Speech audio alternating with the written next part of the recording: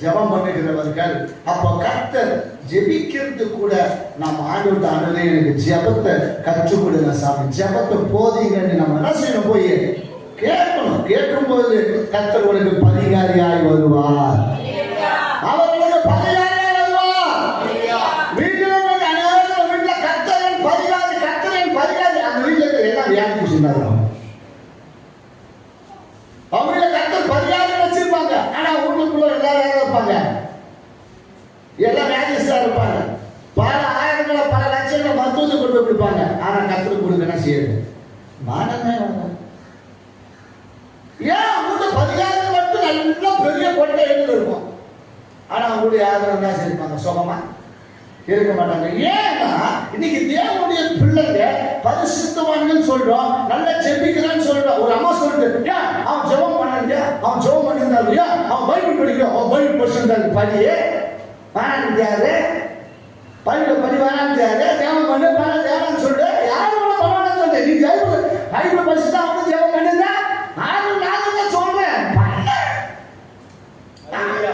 யார் பண்ணான்னு சொல்லுங்க.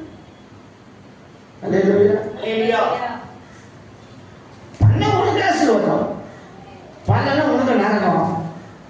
பைபிள் படிச்சால பசுத்தமாக போகிற, இல்லைன்னா அசுத்தமான வாழ்க்கை வாழ போகிற. யாருக்கு படிக்கிற? உனக்கு நீ படிக்கிற. ஆவிக்குரிய வாழ்க்கைக்கு, ஆவிக்குரிய ஜீவனத்துக்கு நீ உனக்கு அதுக்காக நீ பைபிளை படிக்கிற, அதுக்காக நீ ஜெபம் பண்ற. அப்ப தேவனுடைய பிள்ளைங்க என்ன செய்யணும்? தேவனுடைய என்ன செய்யணும்? கை கொள்ளணும்.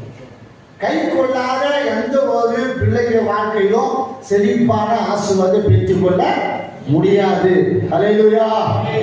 நீங்கள் யாத்திராகமம் 15ஆம் அதிகாரம் 26ஆம் வசனத்துல எத்தனை காரியத்தை கை கொள்ளணும்னு சொல்றாங்க. இதை நம்ம கை கொள்ளணும். பாருங்க. நீயோ உன் தேவனாகிய கர்த்தரின் சத்தத்தை கவனமாக கேட்டு. இப்ப என்ன சொல்றாரு? பேசப்படுகிற வார்த்தையை, ஆக சொல்லப்படுகிற வார்த்தையை கவனமாக கேட்டு. கவனமா கேட்கணும்.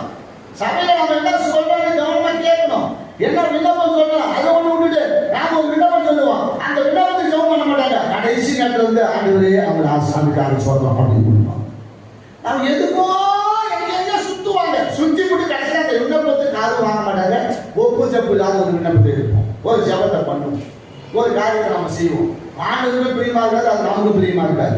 ஏன்னா அவர் தான் சொல்றாங்க கேளு. என்ன செய்யறது? சத்தத்தை கவனமா கேட்டு அவருடைய பார்வைக்கு செம்மையான செய்தி. எத்தனாவது காரியம் சொல்ற? 2வது வருஷம்